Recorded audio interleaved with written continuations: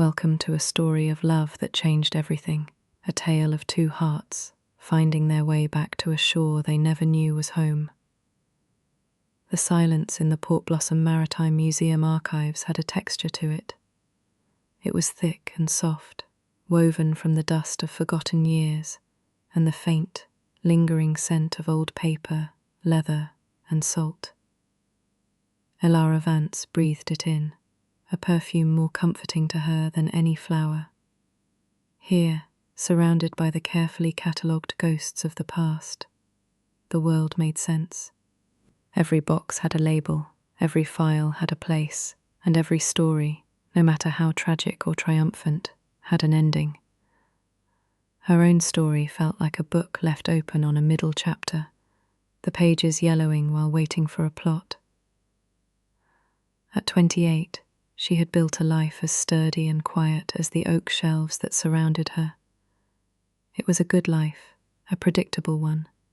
She woke with the gulls' cries, walked the familiar cobblestone path to the museum, spent her days preserving the histories of others, and returned home to a small cottage where the only company was a temperamental cat named Atlas and a towering stack of novels.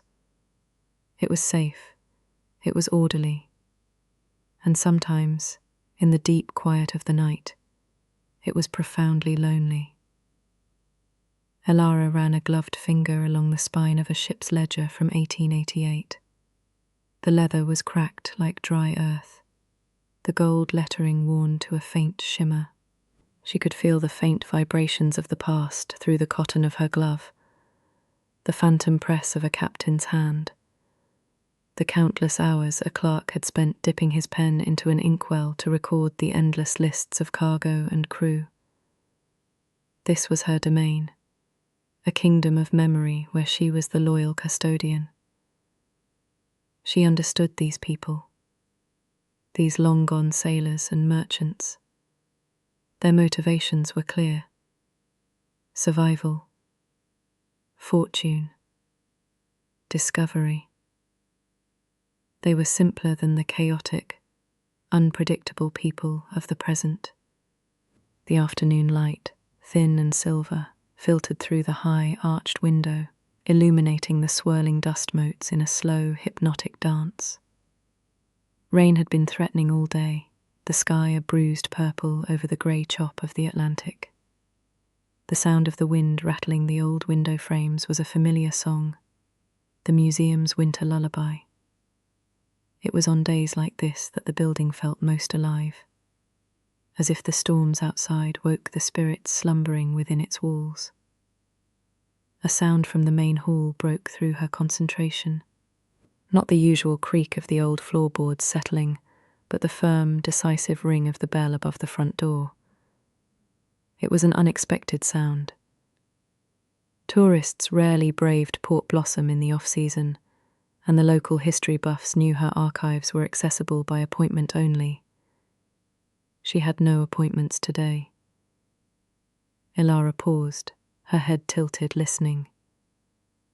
Heavy, confident footsteps crossed the polished floor of the main exhibit hall, their rhythm unlike the shuffling steps of the elderly patrons or the light, quick patter of school children. These were the footsteps of someone with a purpose. She heard the low murmur of Mrs. Gable, the septuagenarian volunteer who manned the front desk with the vigilance of a lighthouse keeper. Her voice was followed by a deeper, masculine tone, calm and resonant.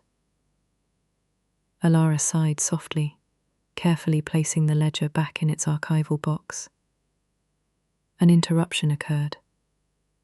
She smoothed the front of her grey cardigan, a nervous habit, and pushed a stray strand of brown hair back behind her ear. She preferred her history without an audience. People brought questions, expectations, and a certain disorder that she found unsettling. They wanted simple answers, neat narratives, but history was a tangled, messy thing, much like life. The footsteps grew closer, approaching the frosted glass door that read Archives.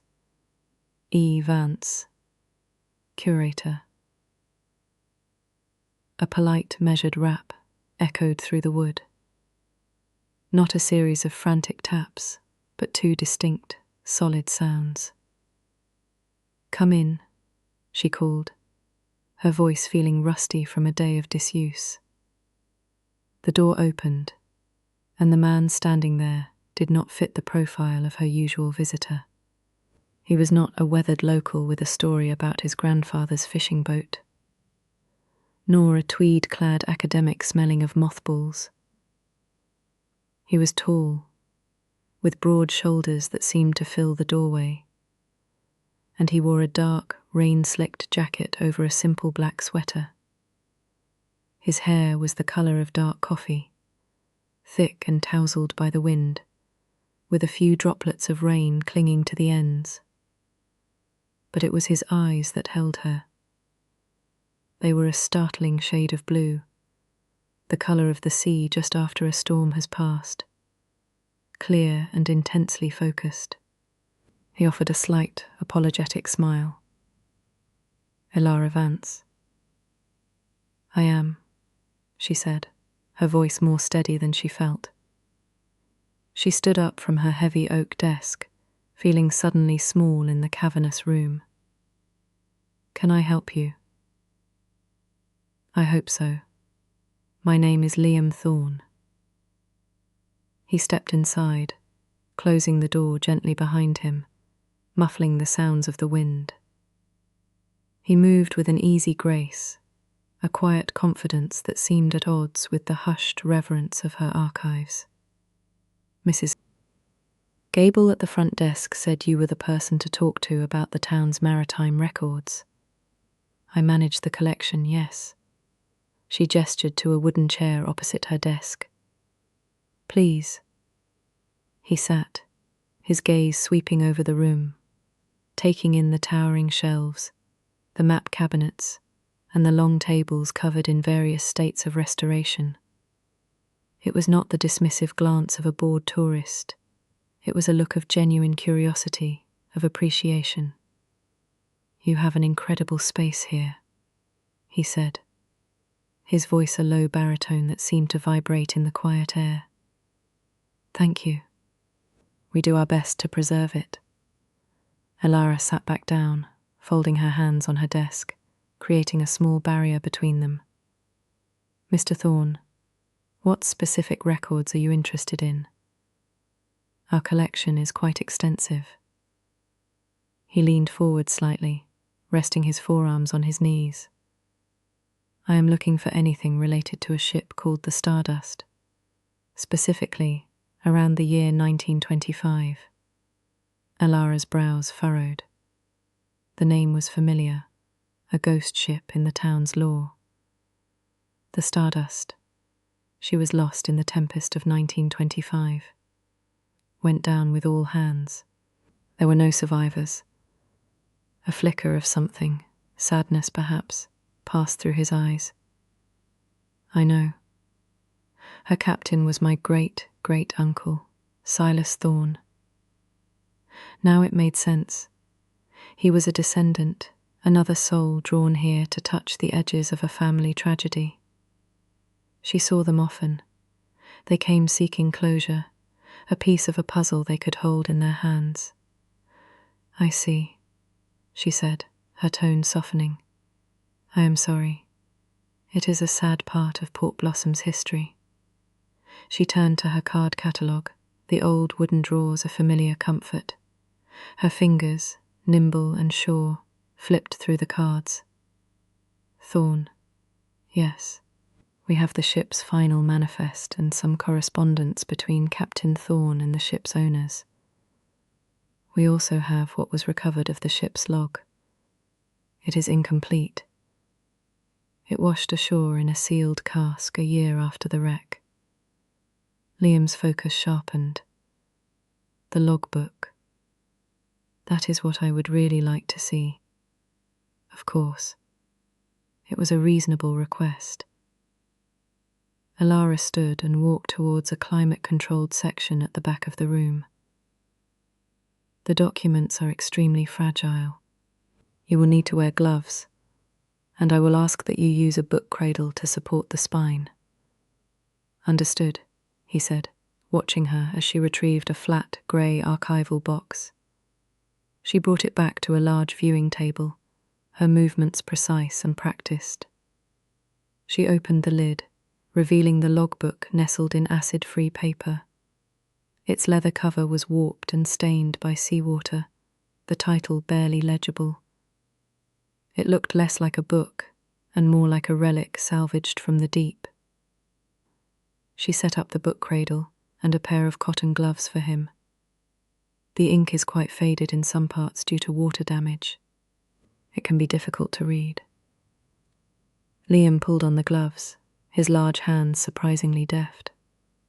He sat down at the table, his attention wholly consumed by the object in front of him.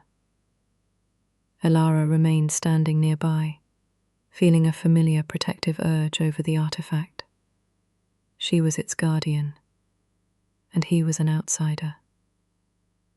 He opened the cover with a surgeon's care. The pages were brittle, the colour of weak tea. The handwriting was a tight, elegant script, the ink bleeding in faint blue blossoms around the edges of the letters. For a long while, he said nothing, just turned the pages slowly, his expression unreadable. Elara found herself studying him. The strong line of his jaw, the faint scar that cut through his left eyebrow, the way he seemed to hold his breath as he read, as if listening for a voice across the decades. He was not what she had expected. There was an intensity about him, a stillness that was different from her own. Hers was born of solitude. His felt like coiled energy, a deep current running beneath a calm surface. "The family story," he said finally, his voice quiet, "is that he was caught in the storm, a simple tragedy of man versus nature." That was the conclusion of the official inquiry, Elara confirmed. The tempest of 2025 was one of the worst storms on record. It took 12 ships that season.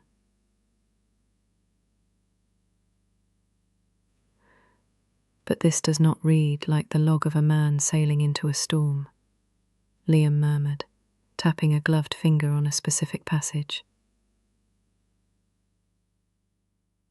"The last few entries are odd." Curiosity piqued. Elara moved closer, leaning over slightly to see the page he indicated. She kept a respectful distance, but she could smell the faint, clean scent of rain and wool from his jacket. The entry was dated 2 days before the ship was reported lost. Weather clear, spirits high. Mayon grows anxious. He sees shadows in the wake. "I see only the promise of the horizon. The albatross is with us again. A good omen, I say." He calls it a curse. "M?" Elara wondered aloud. The manifest lists the first mate as Michael O'Connell. "And look at this," Liam said, pointing to a small, intricate drawing in the margin. It was a compass rose, but instead of the cardinal directions, it was marked with a series of cryptic symbols: a star, a crescent moon, a stylized wave, and a key. "This is not a standard maritime marking." Elara leaned in, her professional interest overriding her initial reserve. "No, it is not.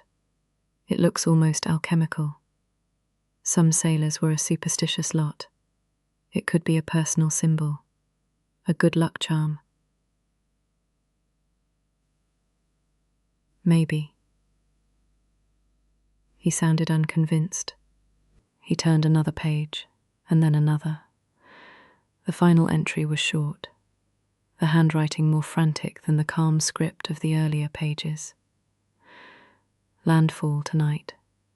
Not the port we intended. Muir was right. The map is a liar. The treasure is a trap. I have to." The entry ended there, the ink trailing off as if the writer had been suddenly torn away.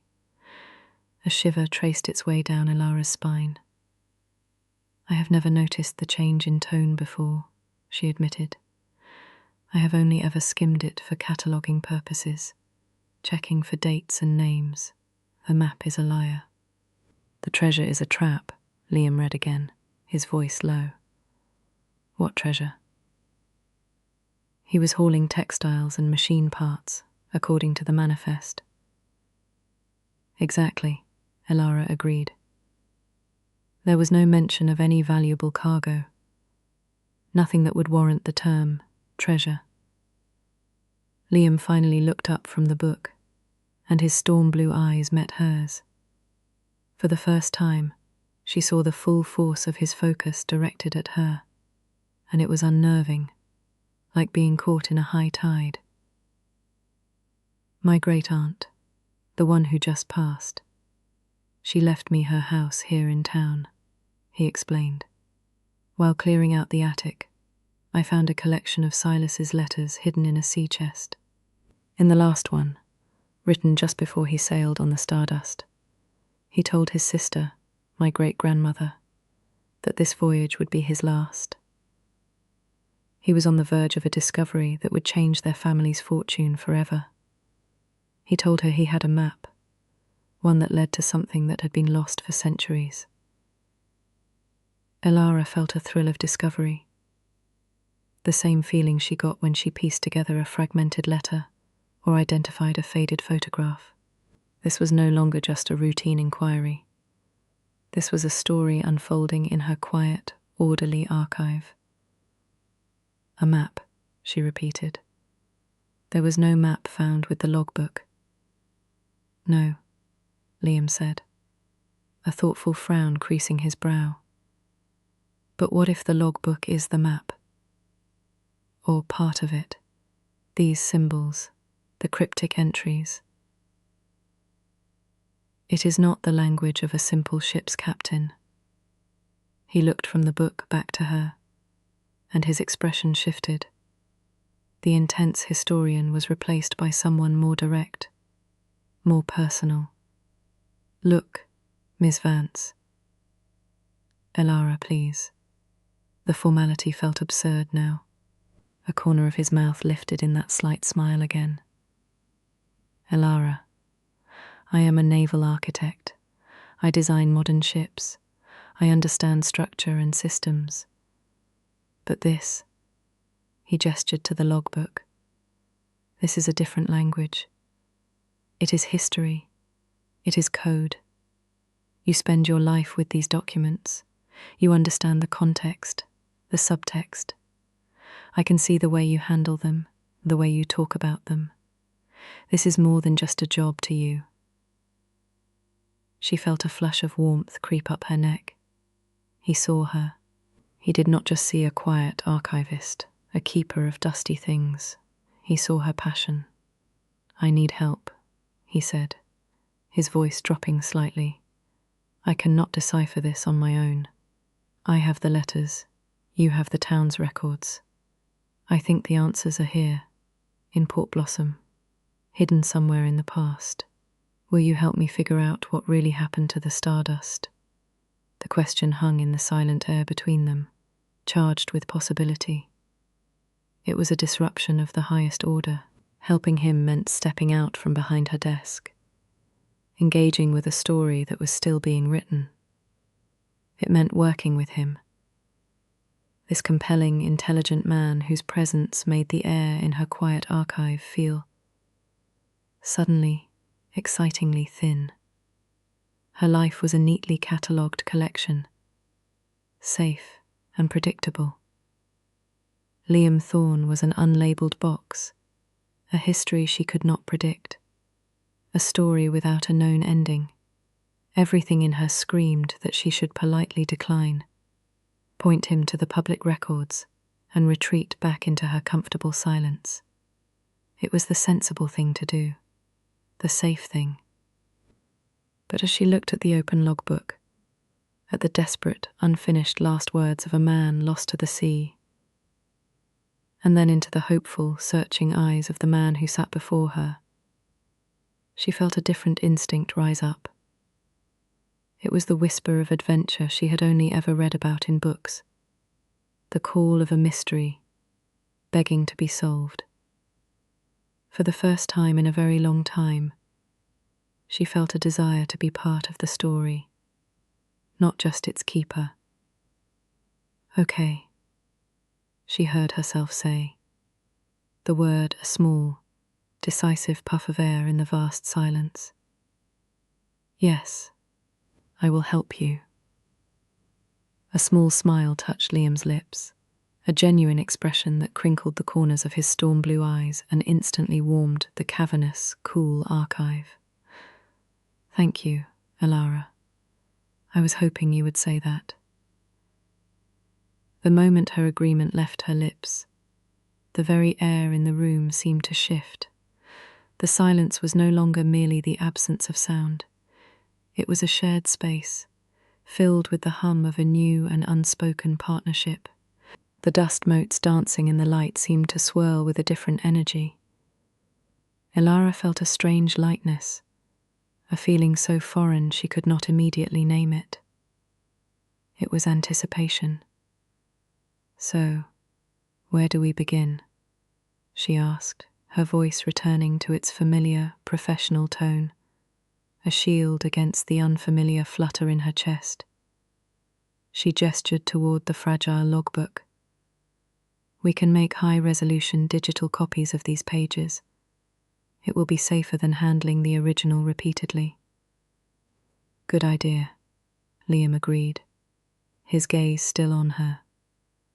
"I have my great-uncle's letters at the house. We should compare them side by side with the log. See if any of the language or symbols overlap." "The house?" "My great-aunt's place, on Beacon Hill. It is Silas's sister's house, the one he wrote the letters to. It has been in the family ever since." He stood up, stretching his long limbs. He seemed to shrink the vast room with his presence. "I am staying there while I get it ready to sell. We could work there. It might be more comfortable than this, and I can make coffee." The offer was practical, logical, yet it felt like something more. An invitation not just to a different location, but into his world. The thought of leaving her carefully controlled environment for the unknown territory of his temporary home was both daunting and undeniably appealing. "All right," she said, surprising herself with her quick acceptance. "Let me just secure the logbook and set up the scanner. It will take me about an hour to get clear images of all the relevant pages." "Take your time," he said. "I will go grab us some dinner. No point trying to solve a century-old mystery on an empty stomach. Any preferences?" She blinked. Dinner. It was such a normal, everyday concept, but it felt monumental. She could not remember the last time someone had bought her dinner. "Oh, no, I am not picky. Anything is fine." He gave her a knowing look. "Anything is fine" is the official code for "I do not want to be a bother. But I am secretly hoping you do not pick something with olives. How about the clam chowder from the Salty Dog? I hear it is the best in town." Elara felt a genuine smile form on her own face. The Salty Dog is a solid choice. No olives involved. "I will be back in an hour," he said. And with a final glance that lingered for a heartbeat too long, he was gone, the frosted glass door swinging shut behind him. The silence that rushed back in to fill the space he had occupied was different now. It felt heavier, emptier. She could still feel the echo of his voice, see the ghost of his smile. Shaking her head, as if to clear it of these ridiculous, novel thoughts, Elara got to work, her hands moving with their usual efficiency. Yet, As she carefully turned the pages of Silas Thorne's log under the steady white light of the scanner, her mind was not on the past, but on the immediate, uncertain future. An hour and a half later, she was pulling up to the address Liam had texted her. The house was a classic Port Blossom salt box, perched on a hill with a commanding view of the harbour. Its grey shingles were weathered by decades of salty wind, and the white trim around the windows was peeling in places. But it stood with a stubborn, dignified strength. A warm, yellow light glowed from a downstairs window, a beacon in the deepening twilight. She took a breath, clutching the portfolio that held the printed copies of the log pages, and walked up the stone path. Before she could knock, the door swung open. Liam stood there, a dark silhouette against the light. He had taken off his damp jacket and was just in the black sweater, the sleeves pushed up to his forearms. "Perfect timing," he said. "The chowder is still hot." He led her inside, and Elara was struck by the immediate sense of history. This was no curated museum exhibit. This was a home, lived in and loved for generations. The air smelled of old wood, beeswax, and the faint, lingering scent of lavender. The furniture was a collection of sturdy, dark wood antiques, softened by hand-stitched quilts draped over the backs of chairs. A grandfather clock stood silent in the corner, its pendulum still. It was a house full of ghosts, but they felt like gentle ones. In the centre of the living room, a large coffee table had been cleared. A stack of letters, tied in a faded blue ribbon, sat on one side. Liam had already laid out 2 bowls of chowder, a loaf of crusty bread, and 2 bottles of beer on the other. "Please," he said, gesturing to the comfortable-looking sofa. "Make yourself at home." She sat, placing her portfolio on the table. It felt surreal to be here, in this intimate space, sharing a meal with a man she had met only a few hours ago. But it also felt strangely right, as if they were 2 pieces of a puzzle that had finally been brought into the same room. They ate in a comfortable silence at first, the only sounds the clinking of their spoons and the mournful cry of a distant foghorn. The chowder was rich and creamy, warming her from the inside out. "So," Liam said after a few minutes, setting his bowl aside, "tell me about you, Elara Vance. What makes a person decide to spend their life cataloguing the past?" The question was direct, but his tone was one of pure curiosity. She found herself wanting to give him an honest answer.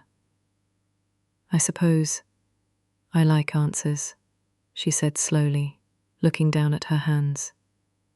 "In my world, every story has an ending. Even the tragic ones, like your uncle's. It is all recorded, finished. There are no loose ends. It is neat. Life, real life, is not like that. It is messy and unpredictable." He nodded, understanding. "You preserve the endings, while I spend my days designing new beginnings. My job is all about what is next. Stronger hulls, more efficient engines, navigating future storms. I have never spent much time looking back."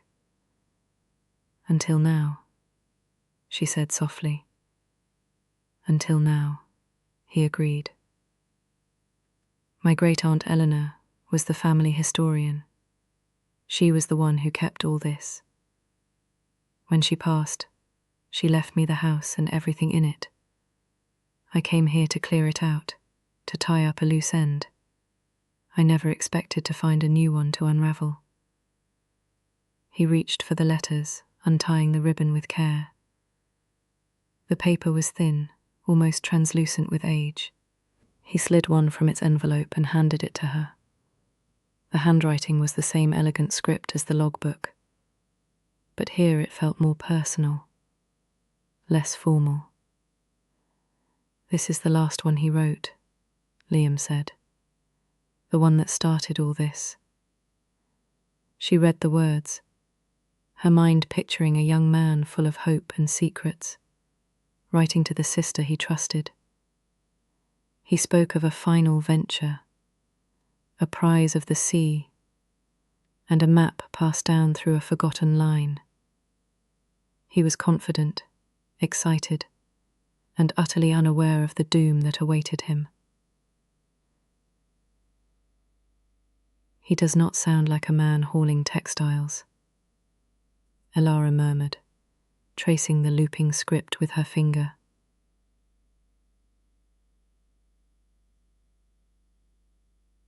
"Exactly." Liam laid out several more letters next to the copies from the logbook. "Let us see if we can find a key. A name, a place, a symbol that appears in both." For the next few hours they worked. The world outside the glowing windows of the old house disappeared. There was only the rustle of paper, the low murmur of their voices, and the shared intensity of their search. Elara felt more alive than she had in years. The archives were her sanctuary, but this was a quest. Liam was a surprisingly good partner. He was logical and methodical, creating a chart to cross-reference names and dates. But he was also creative, seeing possibilities she might have missed. He noticed how the strange compass rose from the logbook seemed to have a corresponding symbol, a stylized star, mentioned in a letter describing a family heirloom, a silver locket. Elara, in turn, provided the context. She recognized the name of a shipping company as one that had a reputation for smuggling. She knew the local legends of shipwrecks and hidden treasures, stories she had always dismissed as folklore, but which now seemed to hold a kernel of truth. They fell into an easy rhythm, their minds working in tandem. She was intensely aware of him beside her on the sofa, of the way his shoulder would occasionally brush against hers when he leaned over to point at a phrase. Once, reaching for the same page, their hands touched. A jolt, small but electric, shot up her arm. She pulled her hand back quickly, her heart giving a sudden, hard beat.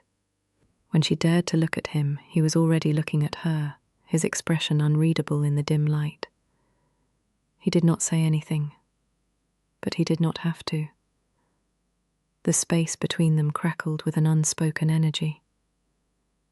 "It is getting late," she said, her voice a little breathless as she glanced at the now silent grandfather clock. It was past midnight.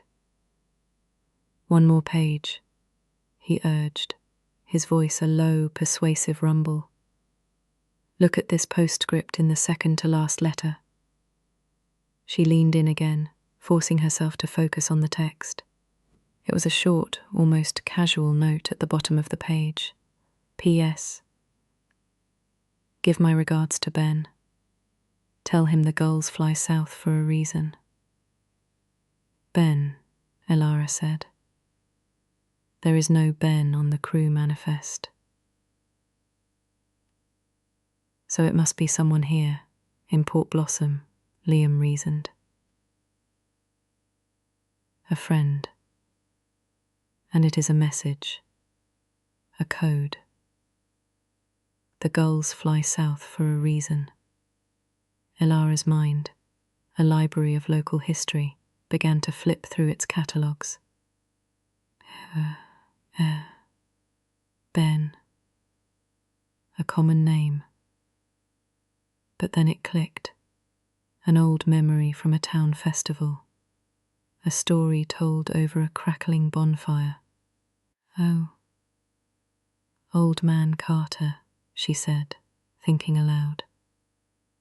His family has run the diner on the wharf for almost 100 years. The original owner, the one who opened it in 1910, was Benjamin Carter. Liam, his eyes lit up.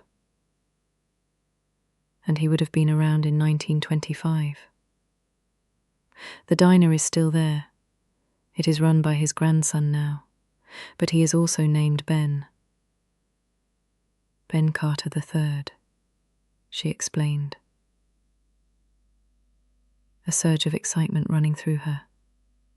He knows every story this town has ever told. If anyone knows what that phrase means, it is him.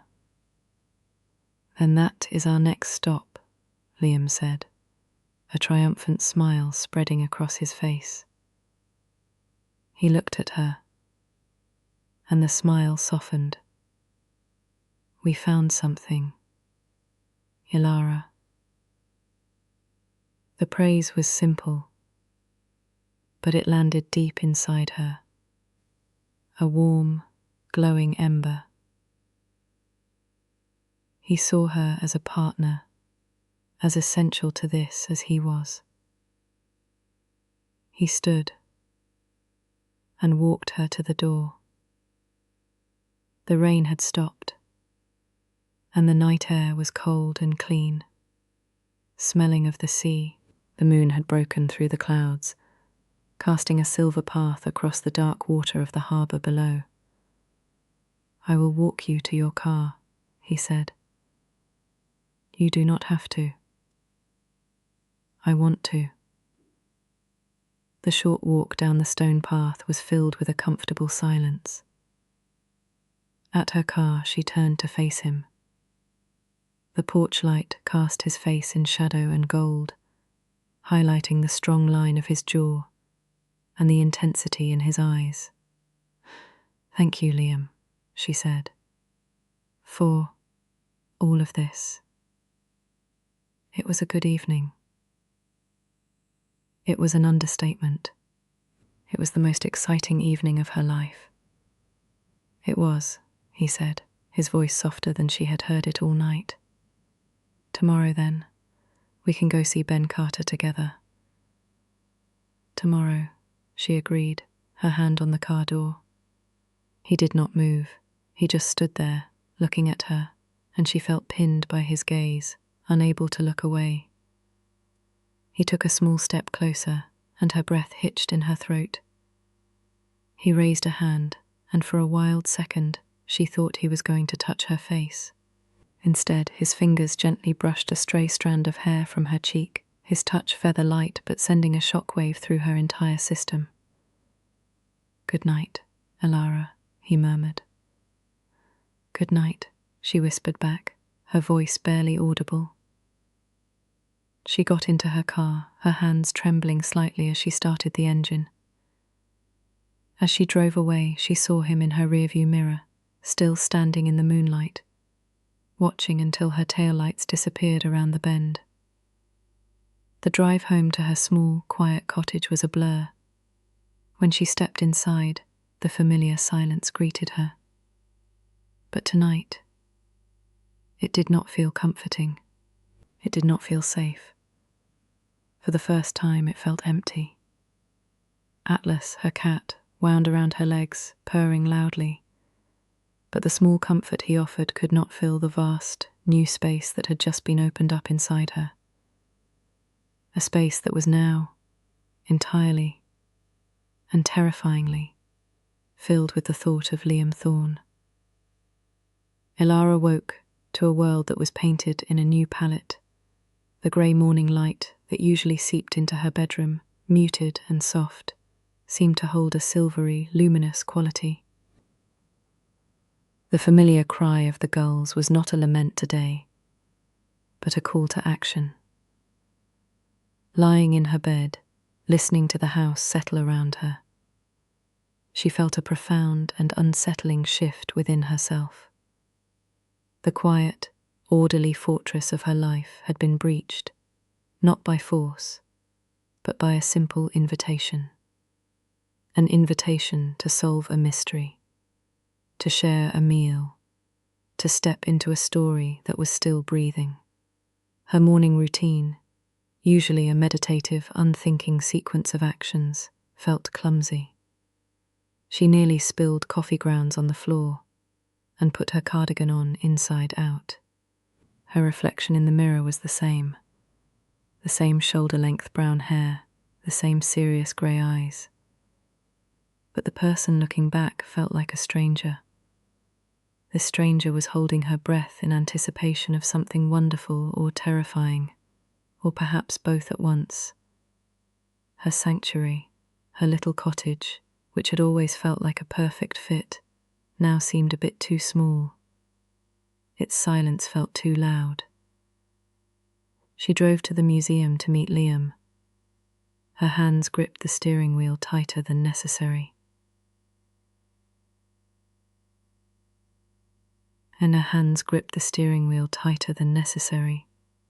She had told him it was best to meet on neutral ground before they went to the diner, a small, professional boundary that felt necessary to reclaim some sense of her old self. He was waiting for her on the stone steps, leaning against the grand portico, a starkly modern figure against the aged granite. He wore a dark green Henley that brought out the blue of his eyes, and jeans that were faded and comfortable. The morning wind ruffled his dark hair, and as he saw her pull up, he pushed himself off the stone and smiled. It was a smile that reached his eyes, and it sent a ridiculous, youthful flutter through her chest. "Morning," he said as she got out of the car, his voice a warm, low rumble against the crisp air. "Ready to interrogate a diner owner?" "As ready as I will ever be," she replied, managing a small smile of her own. The awkwardness she had feared might exist between them after last night's charged farewell was nowhere to be found. In its place was the easy camaraderie they had discovered while poring over the letters and logs. "I was thinking," he said, falling into step beside her as they started walking toward the wharf, their footsteps echoing on the cobblestones. "What if this is all a wild goose chase? What if the gulls fly south for a reason was just some inside joke between your uncle and his friend? Historians and archivists do not believe in wild goose chases," Elara said, the familiar rhythm of her profession calming her nerves.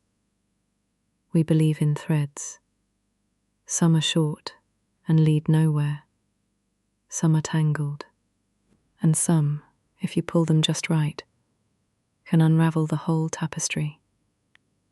He glanced down at her, a look of sincere admiration on his face. "I like that. I am glad I have you on my team, Elara." The simple word, team, resonated within her. It implied a shared journey, a partnership. It felt solid and real, and it quieted the anxious hum in her mind. Carter's Wharfside Diner was a Port Blossom institution. It was a long, narrow building right on the water.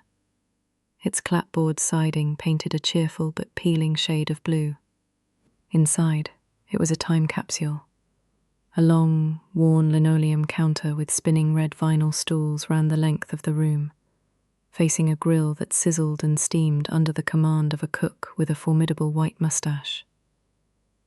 The air was thick with the life-giving scents of strong coffee, frying bacon, and salt from the sea breeze that drifted through the propped-open door. Old, framed black and white photographs of Port Blossom's fishing fleet from a bygone era covered the walls. A man stood behind the counter, polishing a glass with a white cloth. He was younger than Elara had pictured, maybe in his early 50s, with a stocky build, a fringe of greying hair, and the same startlingly blue eyes as the fisherman in the old photographs. His forearms were covered in faded tattoos, anchors and mermaids half hidden by the rolled-up sleeves of his flannel shirt. This had to be Ben Carter III. He looked up as they entered, his expression neutral but his eyes sharp and observant. "Folks, take a seat anywhere." His voice was gravelly, weathered by years of shouting orders over the clang of the kitchen. Liam and Elara slid into a booth by the window. The red vinyl was cracked, and the table had a slight wobble, but it offered a perfect view of the fishing boats bobbing in the harbour. A young waitress with a friendly smile brought them 2 heavy ceramic mugs and filled them with dark, steaming coffee without asking. "So, what is the plan?" Liam asked in a low voice, wrapping his large hands around his mug. "Do we just come right out and ask him about a cryptic message from 1925? "I think we start with the man, not the message," Elara suggested. "We are interested in Captain Silas Thorne of the Stardust. We frame it as historical research. It was a sound strategy." When Ben Carter came to take their order, Elara put her plan into action. "We will just have coffee for now, thank you," she said, offering him a polite smile. "Actually, we were hoping you might be able to help us with something. My name is Elara Vance. I am the curator at the Maritime Museum. We are doing some research on a Port Blossom captain, Silas Thorne." Ben's expression did not change, but his polishing motion paused for a fraction of a second. The Stardust. Lost in the tempest. Sad story. What about him? "This is Liam Thorne," Elara continued, gesturing to Liam. "Silas Thorne was his great-great-uncle." Ben's gaze shifted to Liam, and he studied him for a long moment. He looked from Liam's face to his own reflection in the glass he was holding, then back again. "Thorne. Yeah, I can see it around the eyes. My grandfather knew your family. He said the Thornays always had the look of the sea in their eyes, even the ones who never went out on a boat." "My grandfather mentioned you as well," Liam said, his tone even and respectful. "Or your grandfather, I suppose. Benjamin Carter." Ben set the glass down, his movements deliberate. He leaned his hands on their table, his voice dropping. "My grandfather was a man who knew how to keep his mouth shut. It was a useful skill in a town like this, then and now." "What kind of research are you doing exactly?" The friendly diner owner was gone, replaced by a guardian of secrets. Elara felt a prickle of unease. This was the obstacle she had not anticipated being so immediate. "We are trying to piece together his final voyage," Liam said, meeting Ben's steady gaze. "We have his letters, his logbook. There are inconsistencies. The things he wrote to his sister do not match the official story of a simple cargo run." Ben grunted, a non-committal sound. "People write all sorts of things in letters. Does not make them true. The sea takes what it wants. The tempest of 2025 took a lot. That is the only story there is." He seemed about to turn away, the conversation clearly over in his mind. This was it. They were losing him. Elara knew they had one chance to pull him back. She took a breath. In his last letter to his sister, Captain Thorne wrote a message for your grandfather. He said, "Tell him the gulls fly south for a reason." The change in Ben Carter was instantaneous and profound. The guarded look in his eyes was replaced by a flash of something else: surprise, recognition, and a deep, ancient weariness. He straightened up, his shoulders slumping slightly as if a great weight had just settled on them. He looked around the diner, at the 2 old fishermen arguing over a newspaper at the counter, at the young waitress refilling the sugar dispensers. "Not here," he said, his voice barely a whisper. He jerked his head toward the back of the diner. My office. 5 minutes.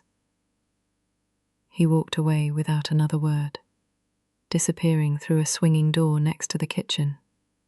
Liam looked at Elara, his eyebrows raised. Well, he murmured. That got his attention. It is the key. Elara whispered back, her heart thumping with a mixture of fear and exhilaration. It is the key to everything. 5 minutes later, they were sitting in Ben's office, a small, cluttered room that smelled of stale cigar smoke and old paper. Fishing charts and tide tables were tacked to the walls, and a beautiful, intricate model of a schooner sat in a glass case on a filing cabinet. Ben sat behind a heavy oak desk, the same kind of desk Elara had in her archives, overflowing with invoices and receipts. He sighed, running a hand over his face. I have not heard those words since my father passed. He told me the story my grandfather told him. I always thought it was just one of those tall tales you hear on the docks, a bit of local legend to spook the summer tourists. What does it mean? Liam asked, leaning forward, his intensity filling the small room. It was not a code about a place, Ben said, his eyes distant, as if he were looking back through time. It was a warning, and a password. Port Blossom was not always the quaint little town you see today. Back in the 20s, during Prohibition, things were different. There was a lot of money to be made for a man who owned a fast boat and knew the coastline. A man who was not afraid to sail on a moonless night. Smugglers. Elara breathed, the pieces clicking into place. Ben nodded grimly. The best of them. They called themselves the Albatross Fleet. They were a secret society almost, not just rum runners. They moved whatever people were willing to pay for. Information, artifacts, people. They were loyal to each other, and no one else. My grandfather, he was not one of them, but he was their friend. He ran the diner. He heard things. He was their lookout on the shore. The gulls fly south was their signal. It meant a ship was coming in, but not through the official channel. It meant a storm was coming, but not the kind you see on a weather chart. It meant trouble. So Silas was one of them, Liam said, a statement, not a question. One of the best, according to my grandfather, Ben confirmed. But he was different. He was not in it for the money, not really. He was a scholar, an explorer, trapped in the body of a sea captain. He was always chasing stories, myths. He believed the Albatross Fleet was founded on something more than just smuggling. He thought they were the guardians of something ancient. He paused, looking from Liam to Elara, as if gauging their belief. He was after the Isla de Huesos, Ben said, his voice dropping again. The Island of Bones, a Spanish treasure galleon that went down off this coast in the 1600s.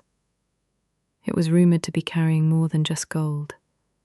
It was said to have a collection of pre-Columbian artefacts, things the conquistadors stole that were considered priceless, even cursed.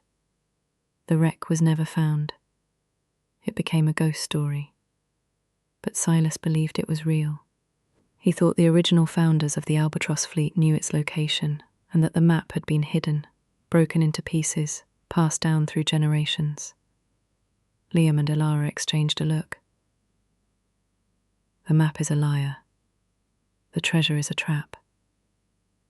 Silas's frantic last words now made a chilling kind of sense. Silas thought he had found the final piece of the map, Ben continued. He believed this last voyage, the one on the Stardust, would lead him right to it. The cargo of textiles was just a cover. He used the albatross network to set it all up. But someone must have found out. Someone must have betrayed him. A heavy silence settled over the small office. The story was bigger, darker, and more dangerous than either of them had imagined. "Why are you telling us this?" Elara asked softly. Ben Carter looked at her, his blue eyes holding a deep sadness. "Because my grandfather made a promise to Silas Thorne. He promised that if anything ever happened to him, he would help his family if they came looking for the truth. He said the Thorneys were good people chasing a dangerous dream. He passed that promise to my father, and my father passed it to me." He opened a drawer in his desk and pulled out a small tarnished brass key. It was old, with an ornate circular head. My grandfather was the one who found the cask with the logbook a year after the wreck. This was tied to it. He never knew what it was for. He kept it, just in case. He slid the key across the desk toward Liam. "The promise is fulfilled. Now, you need to listen to me. And you, this story, the treasure of the Isla de Huesos, you are not the first to come looking. A few years back, a man came through town, a collector, sharp suit, even sharper eyes. He asked a lot of the same questions. He got too close and started stirring things up. One morning, his boat was gone, and so was he. No one ever saw him again. The warning hung in the air, cold and sharp as a winter wind. This was not just a historical puzzle. This was a threat. "Leave it be," Ben said, his voice a low plea. "Some stories are better left at the bottom of the sea. Some treasures carry too high a price." They walked out of the diner and back into the bright, breezy day. But the world no longer looked cheerful. It looked menacing. The waves crashing against the sea wall sounded less like a song and more like a warning. They stopped at the edge of the wharf, the salty spray misting their faces. Liam held the small brass key in the palm of his hand, its metal cool against his skin. A secret society, a cursed treasure. "A warning from a man named Ben," Liam said, his voice tight. "This is a lot more than I bargained for." He looked at Elara, his blue eyes dark with concern. "You do not have to be a part of this. It is my family, my history. After what he said, I would not blame you if you walked away right now." Elara looked from the key in his hand to his worried face. The sensible part of her, the part that had governed her life for 28 years, was screaming at her to run, to go back to her quiet archives, lock the door and lose herself in stories that were already finished, in ghosts that could not hurt her. But then she thought of the emptiness of her cottage, of the profound, invigorating connection she had felt working with Liam. Walking away now would be a different kind of death. It would mean returning to a life where the colours were muted, where there was no risk, and therefore no possibility of true discovery. She looked out at the endless horizon, at the vast, mysterious expanse of the sea. For her entire life, she had been the keeper of the shore, cataloguing the things that washed up. For the first time, she wanted to know what was out there, beyond the breakers. "You said we were a team, Liam," she said. Her voice quiet, but firm, unwavering. She met his gaze, letting him see the resolve in her eyes. "I am not leaving my team now." A wave of relief washed over his face, so potent it was almost visible. He took a half step closer to her, the space between them shrinking until she could feel the warmth radiating from his body. He reached out, not to touch her face this time, but laid his hand gently on her arm, his fingers wrapping around her sleeve. It was a gesture of gratitude, of reassurance, of alliance. But under his touch, her skin tingled, and her breath caught. It was a promise of something more, something as deep and vast as the ocean before them. "Okay," he said softly, his thumb stroking her arm through the fabric of her coat. "Okay, Elara, we do this together." The key was in his hand. A new thread was in theirs, and 100 years of secrets lay waiting in the depths. And for the first time, Elara Vance was ready to sail into the storm. The walk back to the museum was steeped in a new kind of silence. It was not the comfortable quiet of shared research or the charged hush of unspoken attraction, but a heavier, more watchful silence. The bustling sounds of the wharf, the squawk of gulls, the rumble of a diesel engine, the distant clang of a buoy, all seemed to recede, replaced by the internal thrum of Ben Carter's warning, "Leave it be." Some stories are better left at the bottom of the sea. Elara felt the chill of that warning deep in her bones, a stark contrast to the warmth that had bloomed in her chest when Liam's hand covered her arm. Now, walking beside him, she was acutely aware of every detail. The way his shoulders seemed broader, more solid, as if bracing against an unseen threat. The tense set of his jaw. The way his gaze constantly swept their surroundings, no longer with a visitor's curiosity, but with a soldier's vigilance. He held the small brass key in his fist, a weight of history and danger in his palm. They reached the grand stone steps of the museum and stopped. The building's familiar, formidable facade offered a deceptive sense of security. "He was trying to scare us," Liam said, his voice low and hard. "The story about the collector who disappeared. I do not think he was just telling a story," Elara countered softly. "I saw it in his eyes. He was afraid for us." She hugged her arms to her chest. The sea breeze felt colder now, more invasive. "Maybe he is right, Liam. We are an archivist and a naval architect. We are not treasure hunters. We are not equipped to handle this if it is truly dangerous." He turned to face her fully, his body shielding her from the wind. His storm blue eyes were dark with a serious light, and he reached out, taking her by the upper arms. His grip was firm, grounding. "Listen to me, Elara. The moment this feels like too much, the moment you feel unsafe, you tell me, and we stop. I mean that. I never would have asked for your help if I had known it would lead to this. I would never put you in harm's way." His voice was raw with sincerity, and it struck a chord deep inside her. He was worried not for the quest, but for her. The fear that had been coiling in her stomach loosened its grip, replaced by a fierce, unexpected wave of determination. She saw her life before Liam, a placid, tideless sea of carefully managed days. It was safe, yes, but it was also colourless. This quest, this danger, this connection with the man standing before her, it was terrifying. But it was also the most vibrant, real thing she had ever experienced. To retreat now would be to admit that she preferred the safety of the shallows to the thrill of the deep.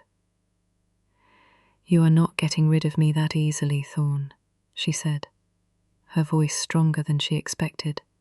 She met his gaze without flinching.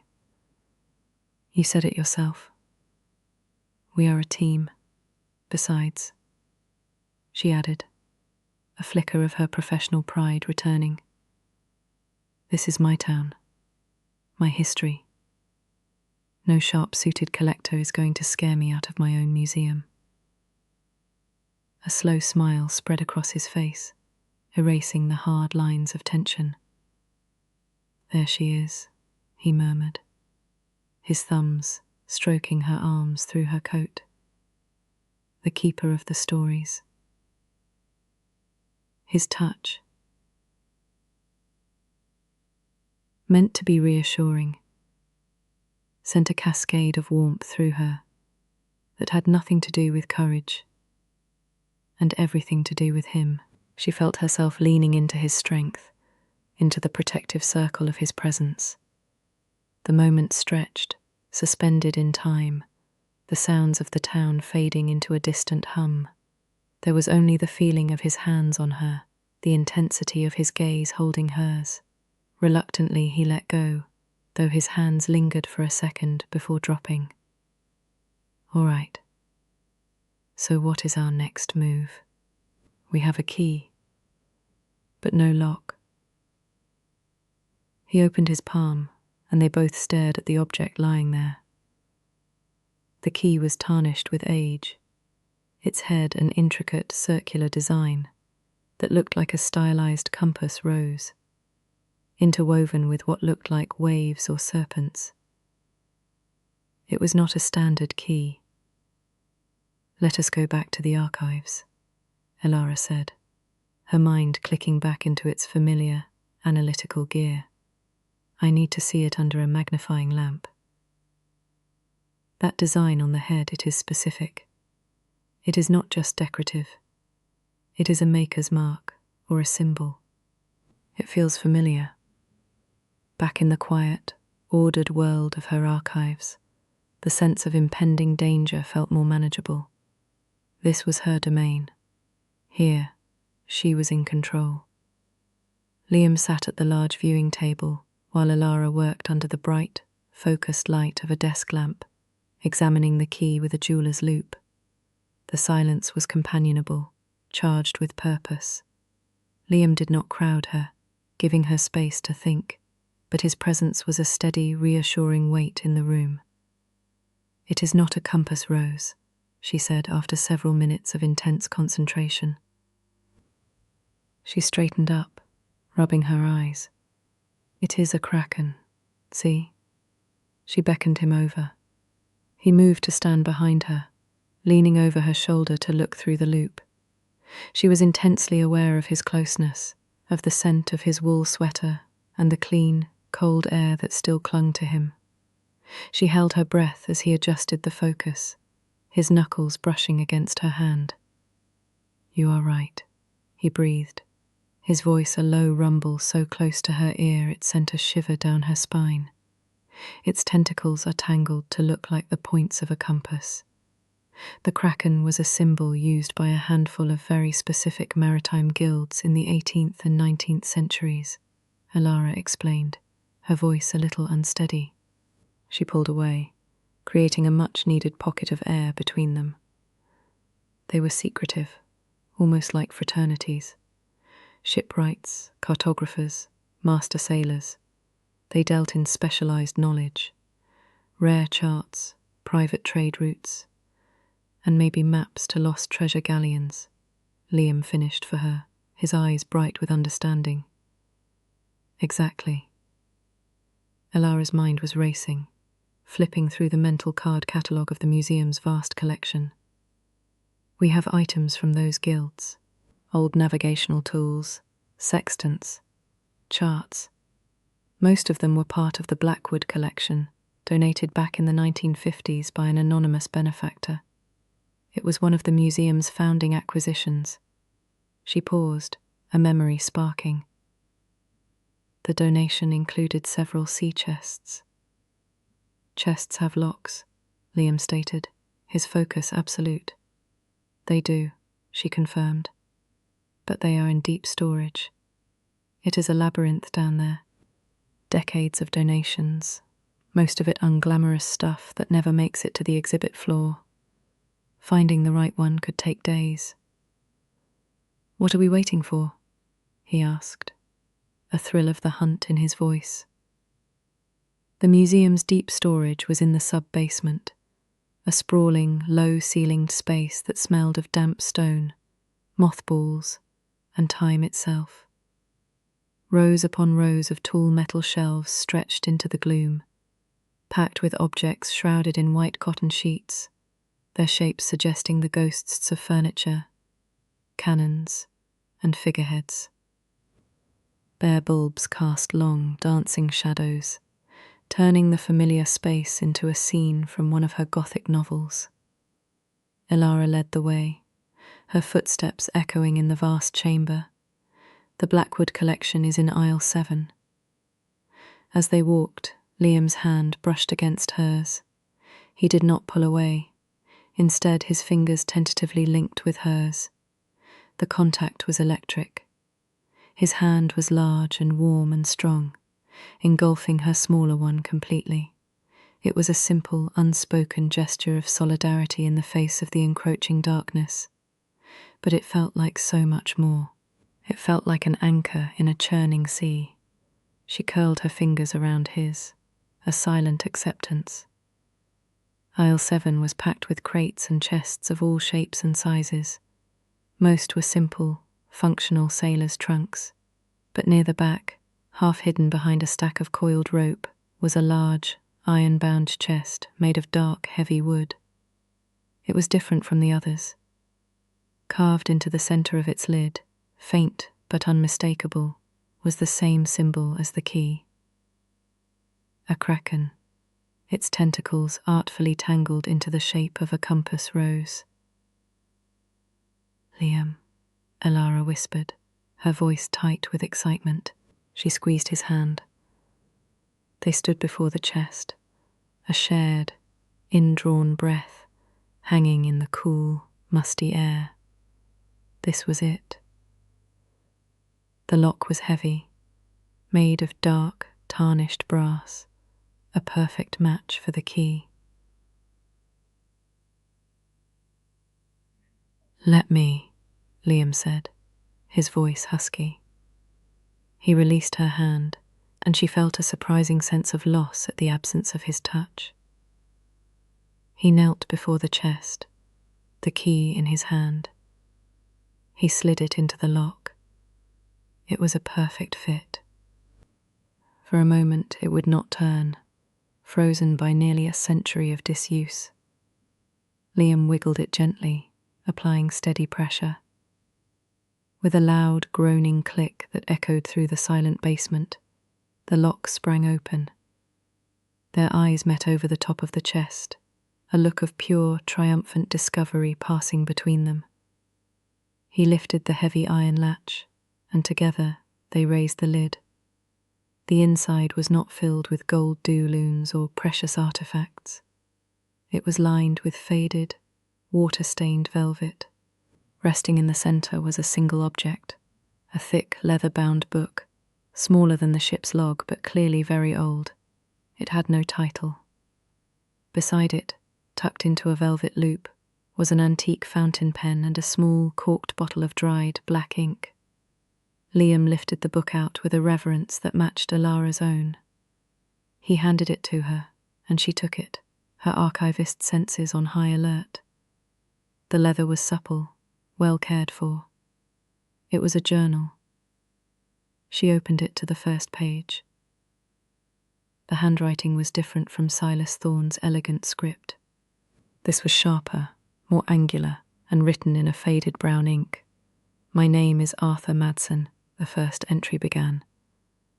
"I was first mate of the Albatross, and I am the last of the original fleet. Silas comes to me with stars in his eyes, speaking of the Isla de Huesos. He is a good man, a brilliant navigator, but he does not see the truth. The map is not a guide, it is a warning. The treasure is not gold, it is a burden. And we were never its guardians, we were its jailers." A cold dread washed over Elara. This was not the confirmation they had hoped for. It was a refutation of everything Silas had believed. This journal belonged to a member of the Albatross fleet, a contemporary of Silas Thorne, and it painted a much darker picture. They sank to the floor, the open chest between them, and began to read. The journal told a story not of smugglers, but of a secret brotherhood sworn to protect the world from what the Isla de Huisos had truly carried. The artifacts were not just valuable, they were dangerous, rumoured to hold a malevolent power, an echo of the tides that drove men to madness and ruin. The Brotherhood had scattered the map to keep the wreck from ever being found. Silas, in his obsessive quest, had been reassembling the pieces they had spent generations trying to keep apart. Madsen's final entries were filled with a growing panic. Silas has the last piece. He thinks I am helping him. He does not know I sail with him on the stardust to stop him. He is a brother, and I must betray him to save him. The tempest approaches. It is a fitting cover. I will take the ship and the map down to a place where no one will ever find them. It is the only way to protect him. To protect us all. My God, Liam whispered, his face pale in the dim light. It was not a storm. It was not a betrayal for treasure. It was a scuttling, a sacrifice. Silas Thorne had not been murdered for his map. His best friend had sunk their ship and drowned their entire crew to keep a cursed treasure from being found. The tragedy of the stardust was deeper and more terrible than they could have ever imagined. As the weight of this revelation settled upon them, a sound from the floor above made them both freeze. A heavy scraping noise followed by a sharp metallic clang. It was not the sound of the old building settling. Liam was on his feet in an instant, pulling Elara up with him. He put a finger to his lips, his eyes wide with alarm. He moved silently to the end of the aisle, peering into the gloom. Elara's heart was hammering against her ribs, the dusty air suddenly feeling thick and suffocating. Ben's warning about the man in the sharp suit echoed in her ears. They heard footsteps, slow, heavy, deliberate. The footsteps were coming from the direction of the stairwell, the only way in or out. Someone else was in the museum. Someone who was not supposed to be there. Liam looked back at her, his expression grim. He pointed to the far end of the vast basement, toward a small, grated window high up on the stone wall. It was their only other possible exit. He grabbed the journal, tucking it securely inside his jacket, then took her hand again, his grip now painfully tight. Together, they began to move, melting into the deep shadows between the shelves, their footfalls silenced by the thick layer of dust on the concrete floor. The footsteps above stopped directly over them, and then they heard the unmistakable sound of the heavy basement door creaking open at the top of the stairs. A beam of a powerful flashlight cut through the darkness, sweeping across the rows of shrouded artifacts. Liam pulled Elara behind a massive, sheet-covered object, the figurehead of a forgotten ship, and they held their breath, pressed together in the cold, silent dark. The light swept past them, illuminating the dust motes in a frantic, swirling dance. They were no longer historians solving a puzzle. They were prey, and the hunter had just entered their sanctuary. Pressed together in the absolute darkness behind the wooden figurehead, Elara could feel the frantic, percussive beat of Liam's heart against her back. Or perhaps it was her own. The air was thick with the dust of ages, each mote a tiny conspirator in the suffocating silence. The beam from the intruder's flashlight was a living thing, a predator's eye, slicing through the gloom, painting long, distorted shadows that writhed and leaped across the shrouded artifacts. It swept past their hiding place, lingered on the open sea chest, and then stopped. The footsteps followed, slow and measured, crunching on the dusty concrete floor. They paused by the chest. Elara imagined the scene, the empty velvet interior, the broken lock. She held her breath until her lungs burned. A soft, frustrated sound, a quiet hiss of air through teeth, echoed in the vast space. The hunter knew they were here. He knew what they had taken. The beam began to move again, no longer sweeping, but searching, methodically, aisle by aisle. It was the careful, patient search of someone who had all the time in the world, who knew his prey was trapped. Liam's mouth was so close to her ear she could feel the warmth of his breath. "The window," he whispered, the sound so faint it was more a vibration than a noise. "At the end of this aisle. It is our only chance." She gave a tiny, almost imperceptible nod. Panic was a cold, rising tide within her, but Liam's solid presence behind her was a sea wall holding it back. He had the journal. They had to protect it. They had to get out. He took her hand, his grip a lifeline. He waited. His body tensed, tracking the movement of the light and the sound of the footsteps. The beam was moving down the adjacent aisle. The footsteps were moving away from them, toward the far end of the basement. It was now, or never. "Go," he breathed. They moved as one, a pair of shadows detaching from the larger darkness. They stayed low, their shoes making soft, shuffling sounds on the floor. The end of the aisle seemed a mile away. The small, grated window was a patch of faint, moonlit grey high up on the stone foundation wall, at least 10 feet from the floor. It was impossibly high. "I will lift you," Liam said, his voice still a low, urgent whisper as they reached the wall beneath the window. "Get it open. I will be right behind you." There was no time to argue. He laced his fingers together, creating a stirrup. "Hurry, Elara." She placed her foot into his hands, and he lifted her as if she weighed nothing. His strength was astounding. Her hands found the cold, rusted iron of the window grate. It was ancient, caked with dirt and corrosion. She pulled. It did not budge. Below her, Liam's muscles were trembling with the strain of holding her. She could hear the intruder's footsteps changing direction, coming back toward them. She pulled again, a surge of adrenaline giving her a strength she did not know she possessed. She twisted the latch, a piece of rusted metal that bit into her palm. A sharp, grating screech tore through the silence, a sound as loud as a gunshot in the cavernous room. He heard that.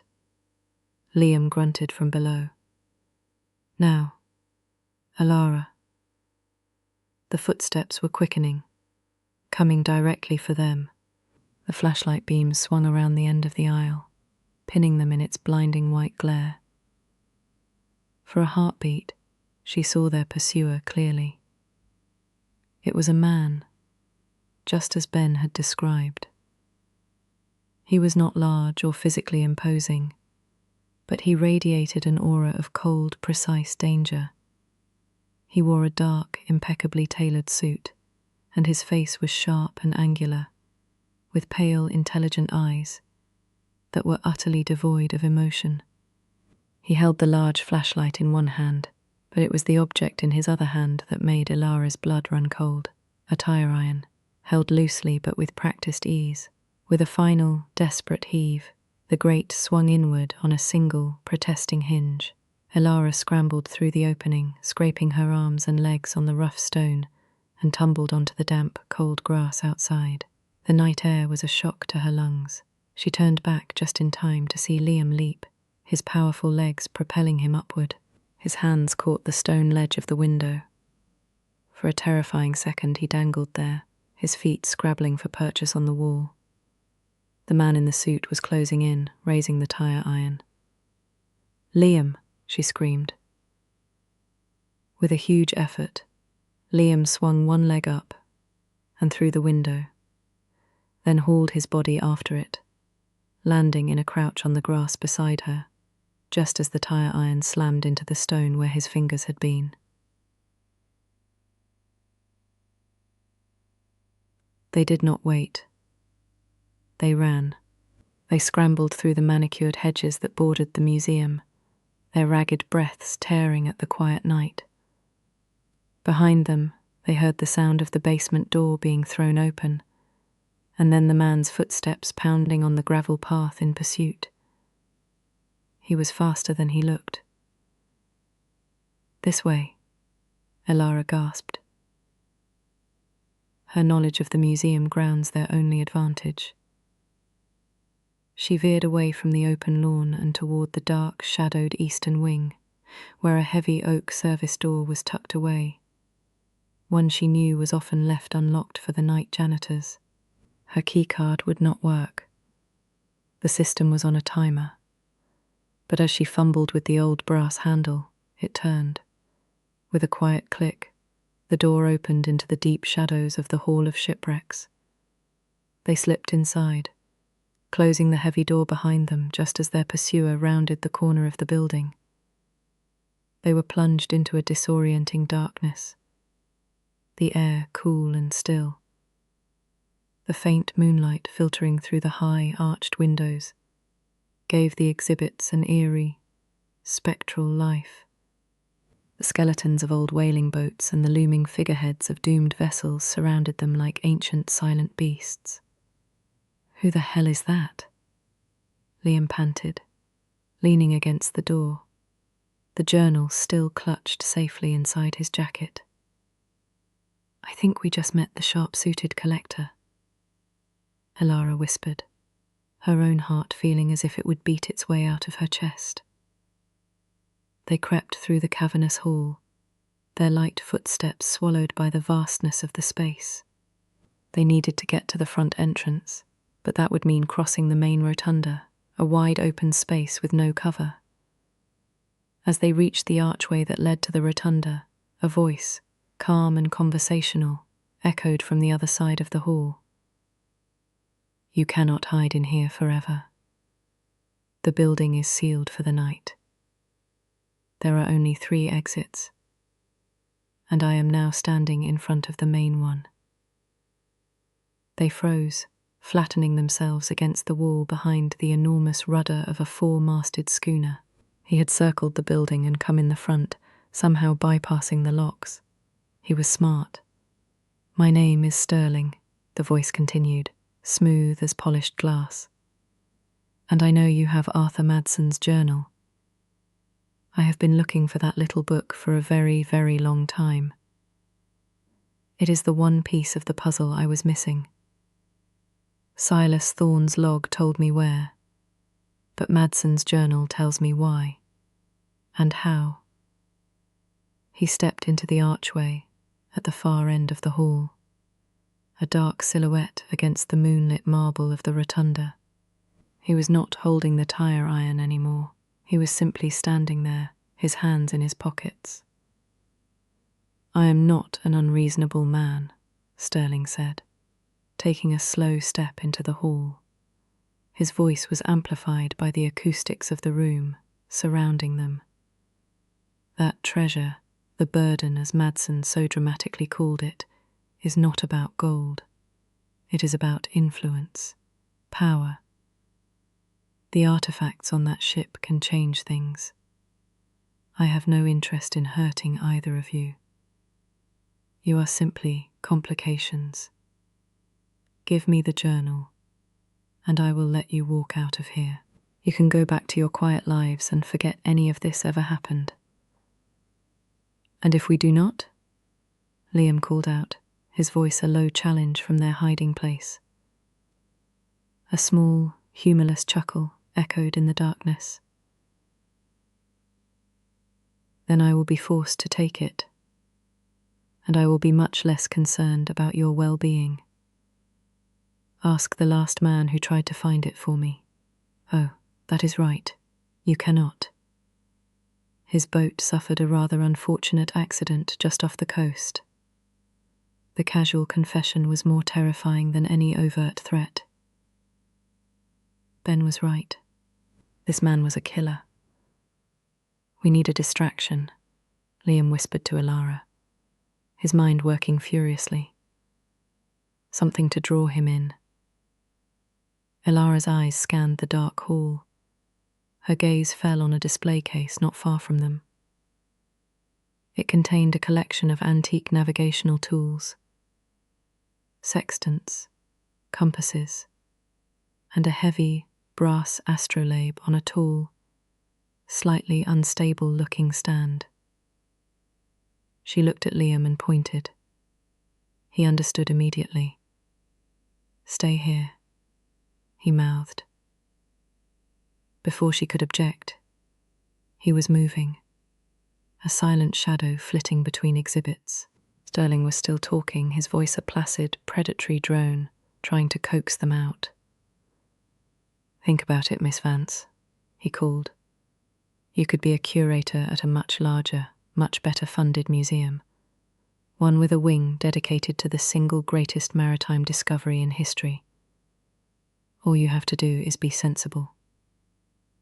At that moment, Liam reached the display case. With a powerful shove, he sent the entire thing crashing to the floor. The sound was apocalyptic. Glass shattered, echoing like a thunderclap through the museum. The heavy brass astrolabe hit the stone floor with a deafening clang. "Now," Liam yelled. As Sterling spun toward the noise, they bolted, running in the opposite direction, back the way they came. They sprinted past the service door and toward a narrow hallway that led to the museum's administrative offices. They could hear Sterling behind them, his calm demeanor gone, replaced by the furious pounding of his expensive shoes on the stone floor. Elara led them through a maze of corridors she knew by heart.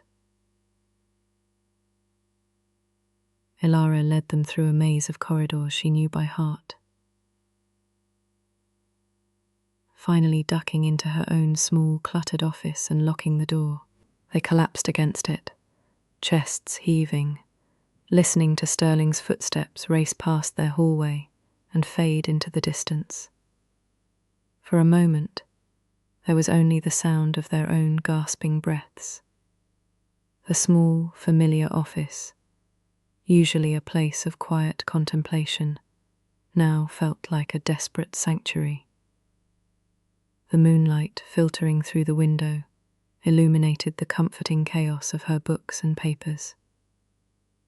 Liam reached over and flipped the deadbolt, the solid thunk of the lock seeming to seal them off from the world. He leaned his forehead against the cool wood of the door, his eyes closed. "Are you okay?" he asked, his voice rough. "I think so," she breathed. "You." He turned to face her. In the pale light, she could see a long, bloody scrape on his forearm from their scramble through the window. His face was smudged with dirt, his hair disheveled. He looked tired and fierce and impossibly, achingly alive. Then the adrenaline that had been fueling them began to recede, leaving a terrifying void in its wake. A tremor started in Elara's hands, then spread through her entire body. The reality of what had just happened crashed down on her. The chase, the threat, the cold, dead eyes of the man named Sterling. They could have been killed. A sob escaped her, small and choked. Liam. He was across the small room in a single step. His arms came around her, pulling her against his chest, and his embrace was everything she needed in that moment. Solid, protective, warm. She buried her face in his sweater, which smelled of dust and the sea and him, and finally let the terror out. He held her, one hand stroking her hair, the other pressed firmly against her back, holding her together. He did not say anything, just let her cry, murmuring soft, soothing sounds until the shudders began to subside. When she finally pulled back, her face was wet with tears. She looked up at him, ready to apologize, but the words died in her throat. The look on his face was not one of pity. It was one of profound, gut-wrenching emotion. His eyes were dark, intense, and filled with a tenderness that made her breath catch. He raised a hand, his thumb gently wiping a tear from her cheek.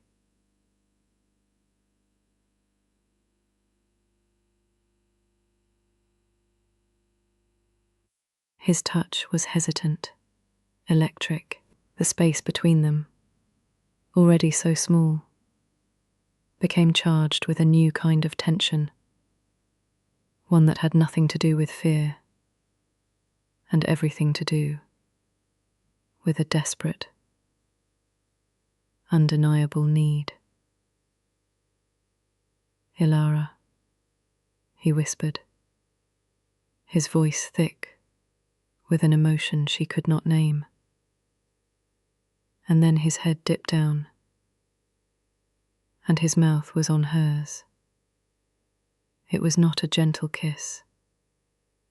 It was fierce and deep, a collision of fear and relief, of gratitude and a longing that had been simmering just beneath the surface since the moment they met. It was the kiss of two people who had just stared into the abyss and found each other on the other side. She wrapped her arms around his neck, pulling him closer, kissing him back with a ferocity that matched his own. All the unspoken words, all the charged glances, all the quiet moments of connection erupted in this one, desperate, all-consuming kiss. When they finally broke apart, they were both breathless. They rested their foreheads together, the world outside the small office completely gone. There was only the sound of their breathing, the steady beat of their hearts. "We have to get out of here," he said at last, his voice a low rasp. She nodded, not trusting herself to speak. The kiss had changed everything. They were no longer just a team.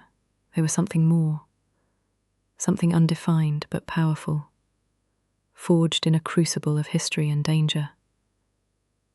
"I know a way," she said, her mind, sharpened by the adrenaline and the kiss, suddenly finding a solution. A way he will not know about. The original museum building was constructed around the base of the old Port Blossom lighthouse. When they decommissioned it, they sealed the main passage, but there is an old keeper's tunnel. It runs from the foundation right out to the sea wall. Hope, clear and bright, dawned in Liam's eyes. "Can we get to it?"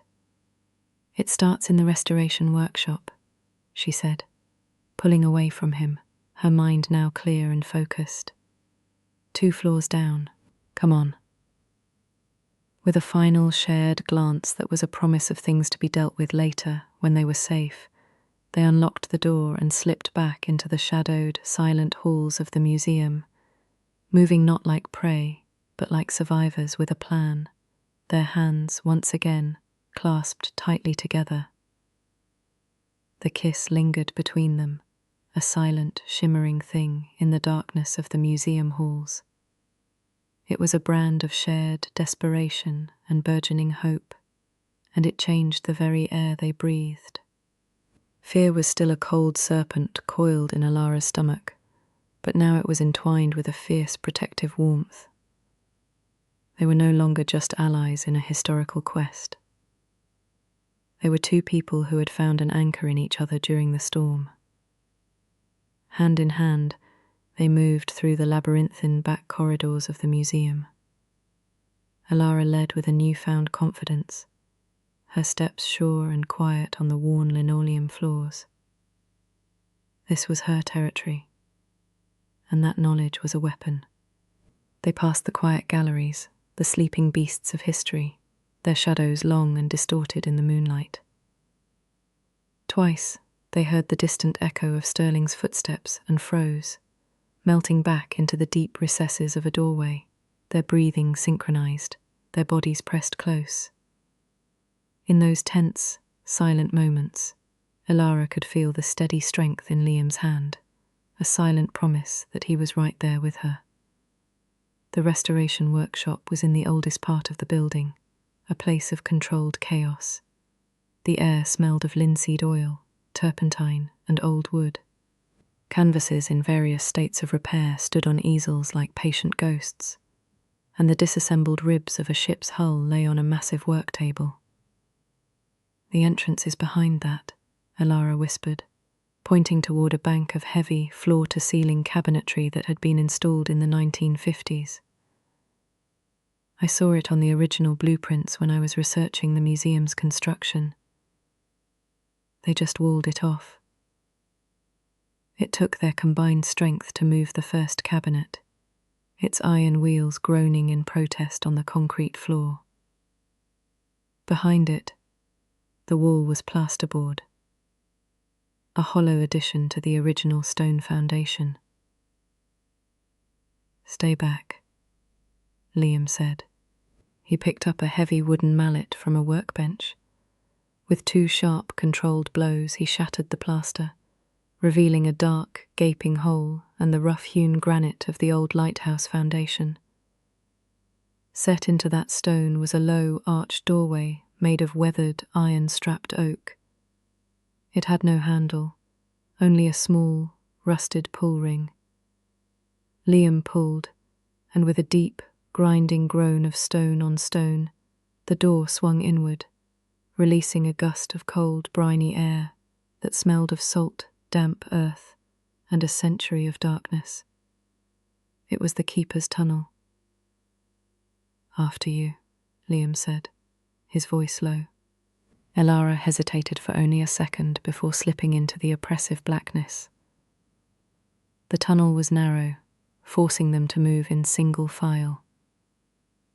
Liam pulled the heavy door shut behind them, plunging them into absolute, disorienting darkness. The sound of their pursuer, of the museum, of the entire world, was instantly cut off, leaving only the sound of their own ragged breaths and the frantic beating of their hearts. Liam's hand found hers in the dark, his fingers lacing through hers. "I am right behind you," he said, his voice a solid, reassuring presence in the void. "Just keep going."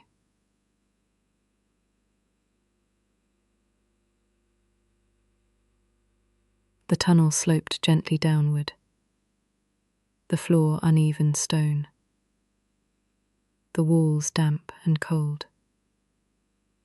They moved slowly, one hand on the wall for balance, their other hand clasped tightly together. It was a strange, sensory-deprived intimacy. In the absence of sight, every other sense was heightened. The chill of the air, the drip of water somewhere in the distance, the feeling of Liam's steady presence just behind her.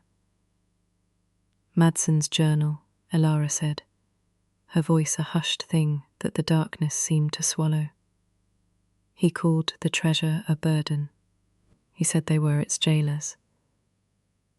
He scuttled his own ship and sacrificed his entire crew to keep it hidden," Liam replied, his voice filled with a somber awe. "My great-great-uncle did not understand. He thought he was hunting for treasure, for knowledge. He never knew his best friend was trying to save him from it. The tragedy of it, the layers of loyalty and betrayal settled over them. They were the first to know the truth in 100 years. The journal, tucked safely inside Liam's jacket, felt less like a discovery and more like a sacred trust. After what felt like an eternity, Elara saw a faint glimmer of grey light ahead.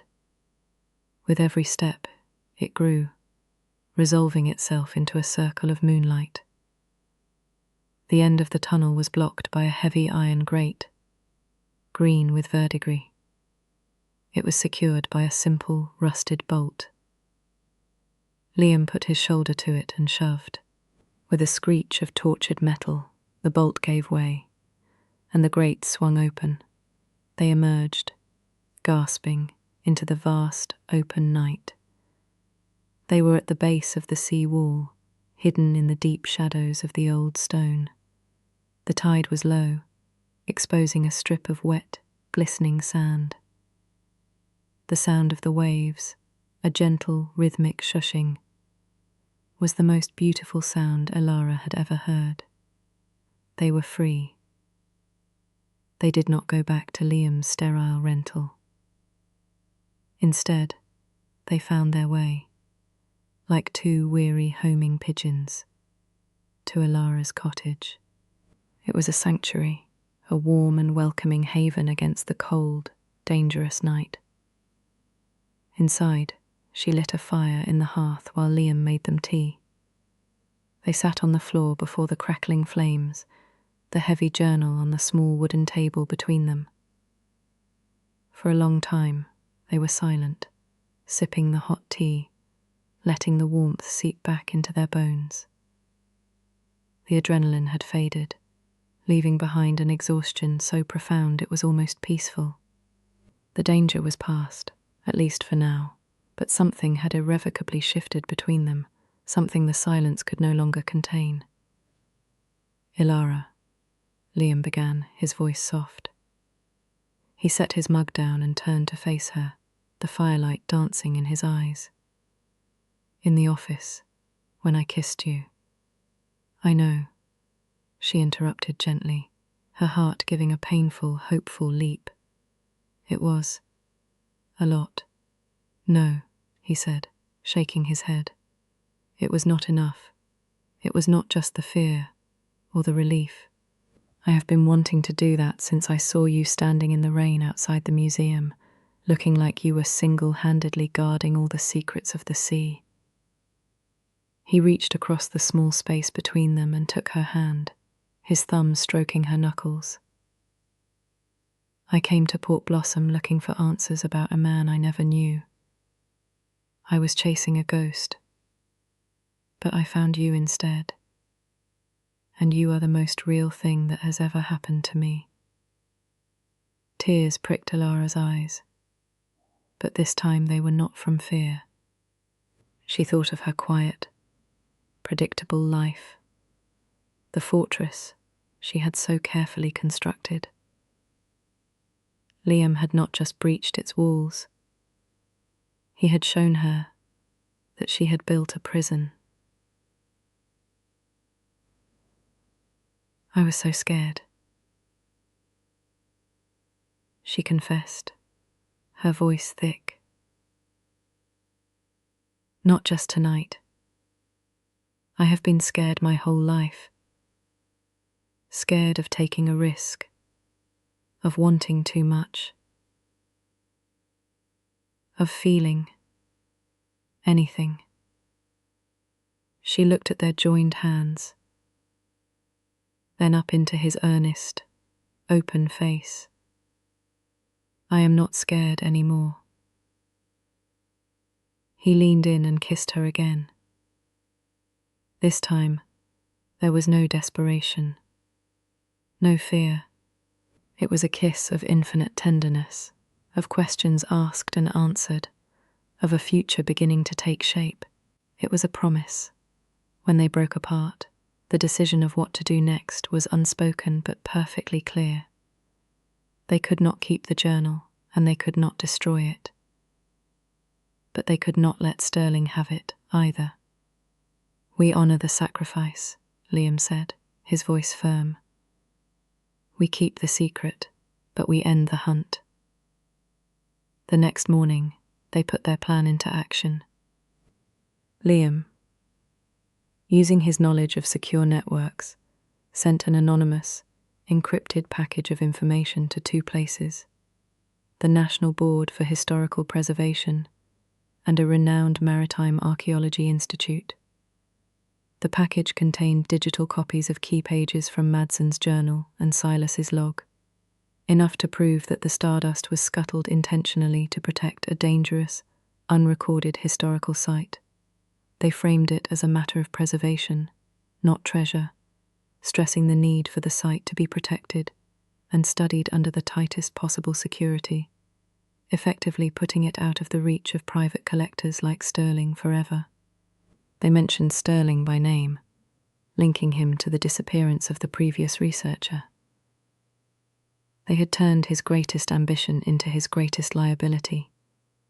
He could no longer hunt for the treasure without bringing the full weight of the academic and legal world down on himself. The jailers had new recruits.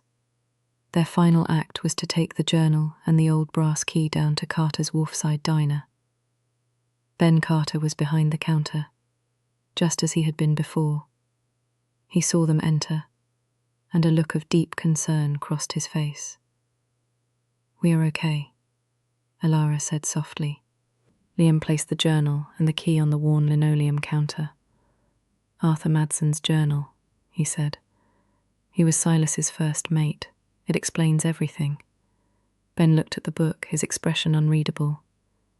"The story is over," Liam continued. "We have taken steps to make sure no one else will come looking. The secret is safe. We thought it belonged here, with the keepers of the shore." Ben Carter reached out and placed a hand on the worn leather cover, a silent acceptance of the burden being passed back to his family. He looked up at Liam, his blue eyes clear. "Your great-great-uncle would be proud. You found the truth. That was the real treasure all along." He nodded at them both.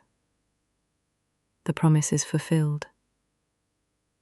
They walked out of the diner and into the bright, clear morning. The air was crisp, the sky a brilliant, cloudless blue. They walked to the end of the wharf, the place where their adventure had truly begun. "So," Elara said, looking up at him, a playful light in her eyes, "your work here is done. I suppose you will be heading back to the city soon." Liam smiled, a slow, easy smile that made her heart feel impossibly full. He stepped closer, wrapping his arms around her waist and pulling her close.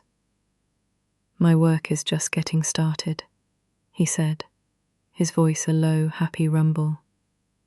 "I am a naval architect, remember, and this town has a wharf that is in desperate need of some repairs. It could be a long-term project. Might take a lifetime to get it right." She laughed, a real, joyful sound that was carried away on the sea breeze. She wrapped her arms around his neck. "A lifetime sounds about right." He leaned down and kissed her. A long, sweet kiss under the open sky, with the gulls calling overhead and the endless ocean stretching out before them. The sea no longer held any dark secrets for them, no ghosts from the past. It held only the promise of a shared horizon, of a new story just beginning, an echo of the tides that would now, finally, be their own.